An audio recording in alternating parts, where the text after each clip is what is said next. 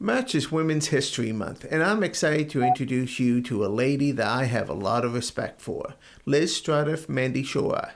Liz is a mother, wife, business owner, and community advocate.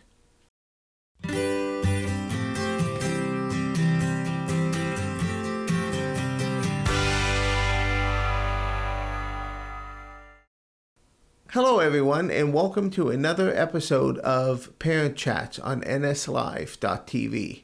I'm your host, Ken Hubley. To follow Parent Chats and other quality shows on this channel, please like the nslive.tv main page and consider sharing this show. Welcome, Liz. Great to have you. Oh, fantastic. It's lovely to be here, Ken. Thank you. Liz and her husband, Peter, have two sons, and they're very active in their children's lives through sports and other school activities. Liz owns her own business, Quiora Consult, and she has previous experience in the financial services and nonprofit industries. Liz has made career decisions to put her family first, and I have met Liz's husband and children, and they are a lovely family. International Women's History Month is a global celebration of this social and cultural and political achievements of women. Liz, you have a successful career and family life. Please tell us about your wonderful family and share your journey, including the hard decisions you made to balance your family and career. Well, so I have a lovely husband who I met 27 years ago in Zimbabwe, in Africa. That's where we met. And we've been raising I would say two very active boys. They're currently 11 and 13, and they're certainly do a good job of keeping us busy.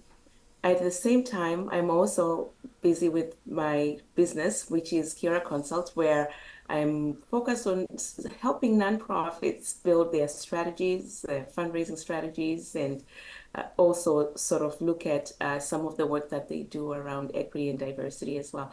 So that makes for a real approach towards family life and running the business. And also, we really have a big passion of like doing work in community as well. That's a big part of our lives as well. So it does get to be something that we have to really think about balancing in terms of raising our family.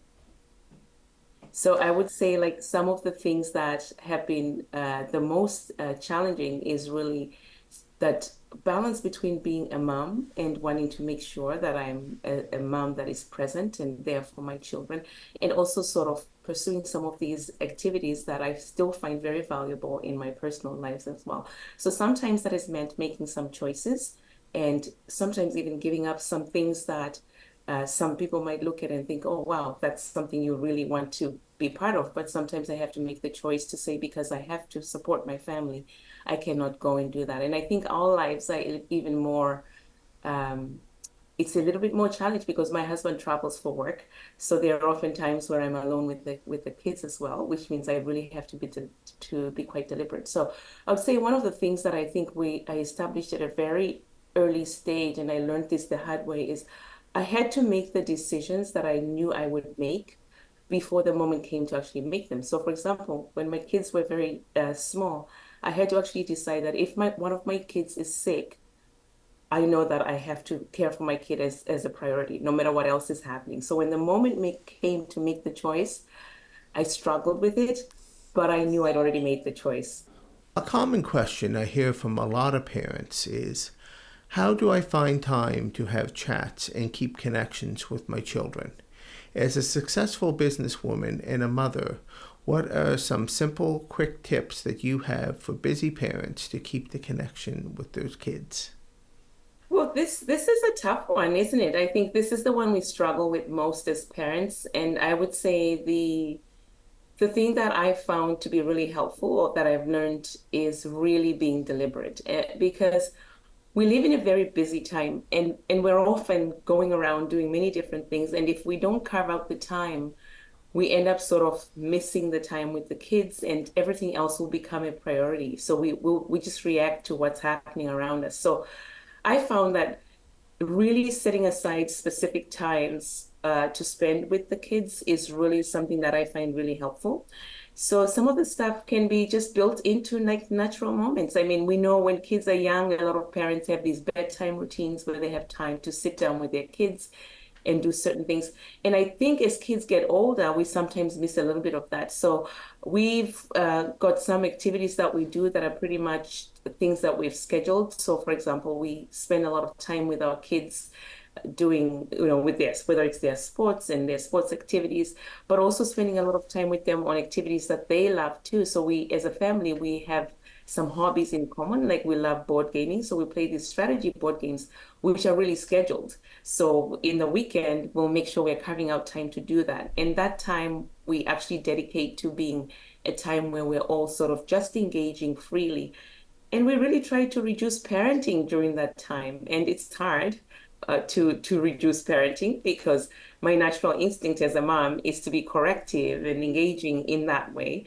But we made a small rule in our house where when we're board gaming, this is a time for us to play. So we are all just playing and everybody can engage. Strangely enough, the kids just do what we would have liked them to do anyways. So that's a lesson in itself, I think, in some ways. So I find that, carving the time, finding those common interests, and also engaging in the things that they have an interest in, which honestly might not be very interesting for us. I'll give you an example. I'm recognizing that as the kids get older and they become teenagers, and they're engaging in activities like playing, whether it's playing a video game. I don't know the first thing about playing a video game, but sometimes they want to talk about it and they want to engage on that. I've really had to learn to take an interest in things that I might not naturally have an interest in, just to take that as an opportunity to engage with the kids. So I think also learning to hear them and listen to what interests them is a great way for us to connect with our kids. That's awesome. Reduce parenting during board games and just fun times. That's going to serve you so well as the kids get older and relationships change. I know I'm there in my life, and you really do. You reduce parenting and almost increase the friendship or increase the bond and connection. So no, I think Oh, that's great. it's a balance, isn't it, Ken? I Yeah, mean, when you it think really is. about that part of parenting, it's really a balance of sort of finding that sweet spot between those two. And I'll tell you, I struggle with it myself. I'll give you the example that I have my oldest son is a naturally quite a mature uh, young man, and I struggled with the fact that I felt like he was getting older, and I was still using the methods of how I would treat like a 10 or 11-year old. And actually, my husband came up with the idea that, I think we need to adjust the way we look at him because he's naturally a little bit more mature. Think of how you would engage with, like, say, a 14 or 15-year-old. And as soon as I started changing that way, I found that it was much easier to relate to him. And it's because I wasn't treating him as much younger anymore. And that really changed. And I would tell you, I kind of resisted it at first because, I kind of thought, well, I'm the parent. I'll just do what I'm doing in the sequence that I do it. But that change made a big difference as well in our time and relationship, which I find to be very important, especially because the way that I look at it now is that there's only a certain amount of time that I have left at a certain point with them being between the ages of say 13 and say 16 or 17 or 18. And I have to ask myself, how do I want that time to be? And what would be a successful use of that time? And I find that I have to sometimes let go of some things in order to allow the relationship to be first. And so perhaps my natural need to enforce discipline, sometimes I got to step back and say, I got to make a choice. Is this a moment for discipline? What's it worth? Or is it a moment for just engaging? So true. No, that's very. There's a lot of depth in that statement, and no, I really admire that. There are parents out there that may be struggling, feeling alone or overwhelmed, financially or mentally stressed. What practical advice or words of encouragement would you have for them? And what are some of the places that they can turn to for help? I guess the words I would have would be more words of encouragement, because parenting is can be challenging. It's not one size fits all. And often I think as parents, we have a lot of different challenges. So when you're having financial challenges, there is a lot at play at all that you cannot sometimes do with your kids. And that in itself causes a lot of pressure. And so I think the encouragement I would give is that to go back to the fact that what our kids are really looking for from us, Ken, is that love and security, right? And as parents, we want to give the best we can to our kids.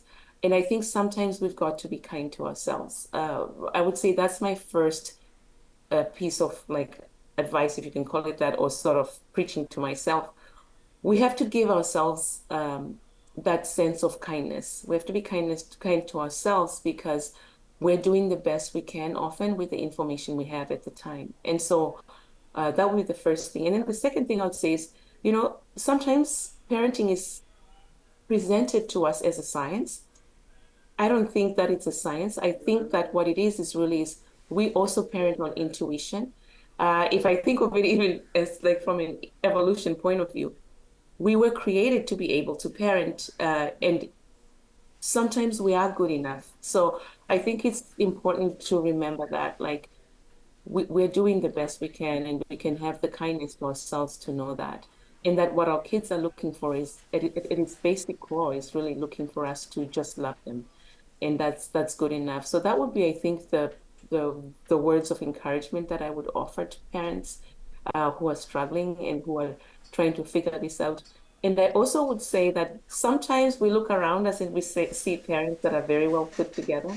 But the truth is, we're all struggling with something and we're all doing our best. So I would encourage people to understand that there is a struggle in parenting, I think, for all of us in some ways. And don't try not to feel like you're doing less than every other person around you. I think just have the encouragement of knowing that you offer your kids the best you can with what you know and what you have. And sometimes that is good enough.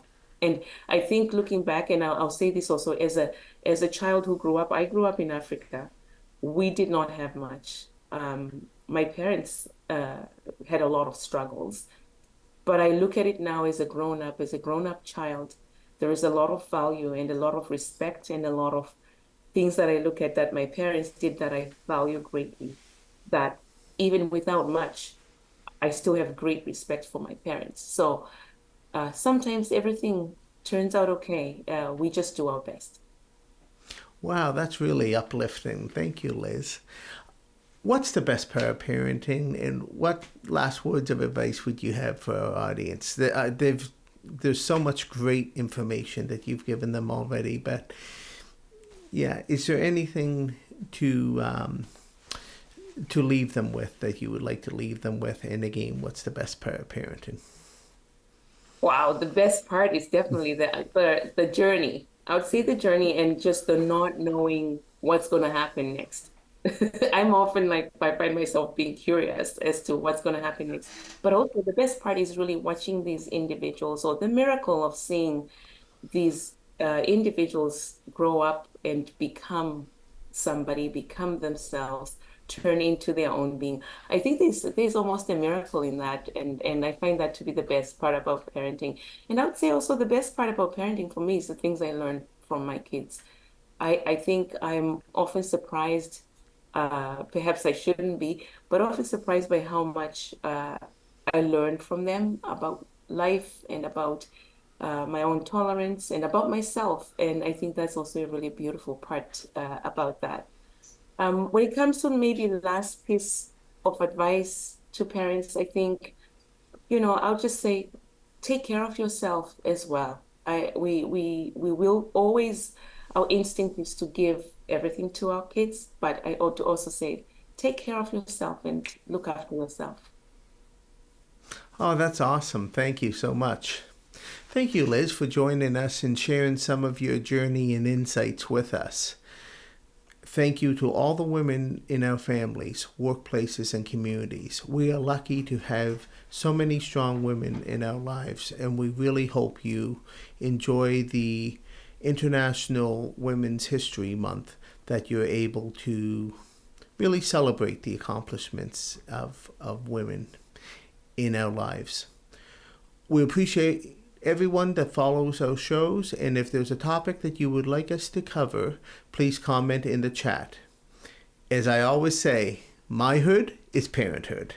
Until next time, everyone.